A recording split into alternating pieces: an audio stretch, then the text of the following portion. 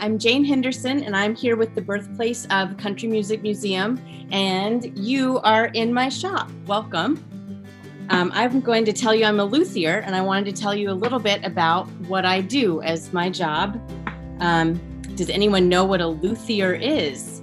I don't know if you can tell there are some clues in my shop, but a luthier is someone who makes stringed instruments with their hands, with different types of wood. And can you think of any good, really cool stringed instruments?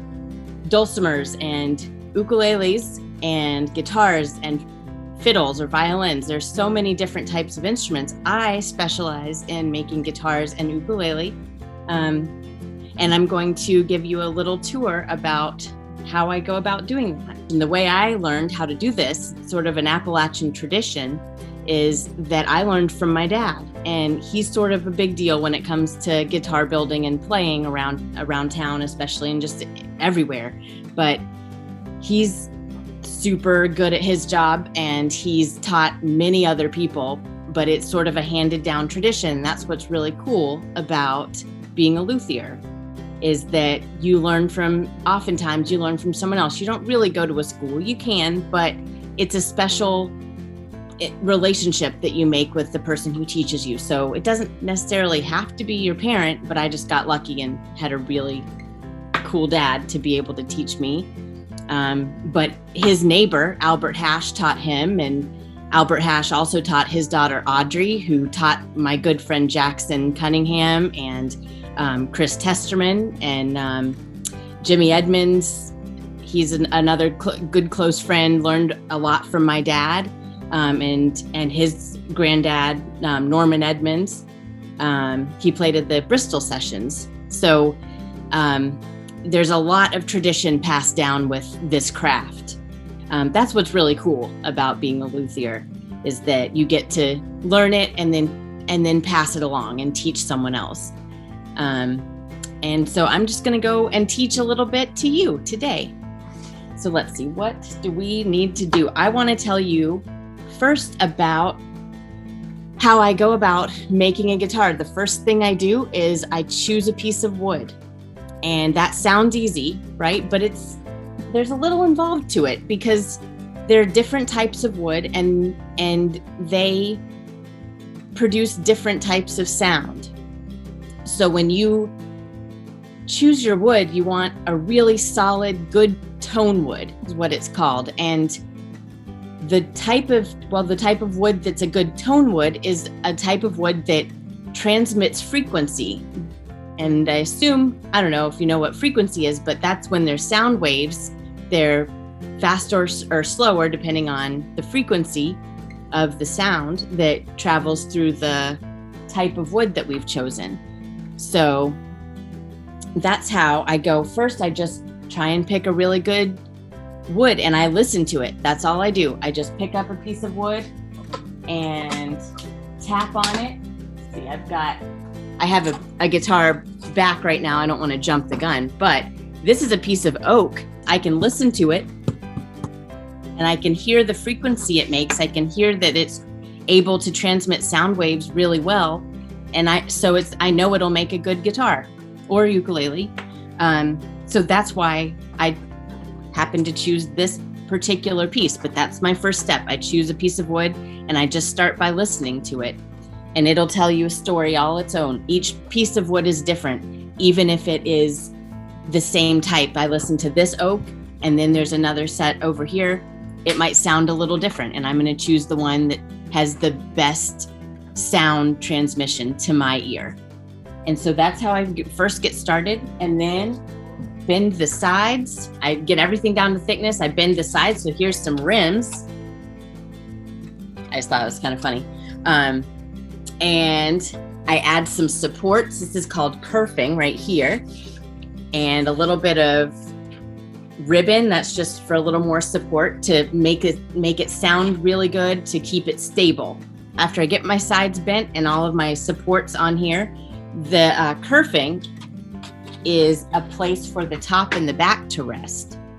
And so I have that ready, and then I get my top and back all ready and with braces put on it. And that is one thing is for support, but also it's to make sure that the sound travels the way we want it and travels as strong as it can.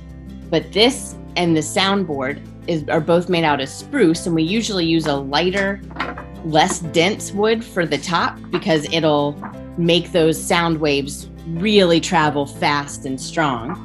And then we can use a more dense wood like this oak for the back and sides to just sort of push that sound out because it's more dense, and all the different types of wood make a little different sound, as I said. Anyway, so I get my braces all ready. I shave them. I keep listening. I listen the whole time. I shave a little, sand a little, tap on it. I don't know. Can you hear that instrument rings, and it wants to sing even now, just as a piece of wood. It's not even an instrument yet, but it's still, you can tell that it wants to be. And then once I get that together, I put the body together. I fit the top and back onto the sides. Then I have a guitar body. All different instruments sound different because of their shape and their bracing and the type of wood that they use or that they're made out of. So here comes my favorite part, is the ornamentation. I love to do art, and the art it's not necessarily for it, it doesn't lend itself to the sound, but it's beautiful and fun, and you get to be creative and add something really special and custom for your person you're making for. And so I have a couple of things. Here's a fingerboard. It has frets, and then it has a lot of inlay underneath it. I've used copper and abalone. And so when I cut, I do it all by hand. And so this is an abalone shell, and oftentimes it's been used. You use the heart of the shell where the animal lived. So has anyone ever seen an abalone in real life? I have not. But so it lives in that shell, and then you cut out and you use pieces that end up looking like this. We sand them flat, and then we inlay them into a fingerboard. Here's another option, or another. So I used this little tiny saw to cut out whatever design I want and to put it into my fingerboard.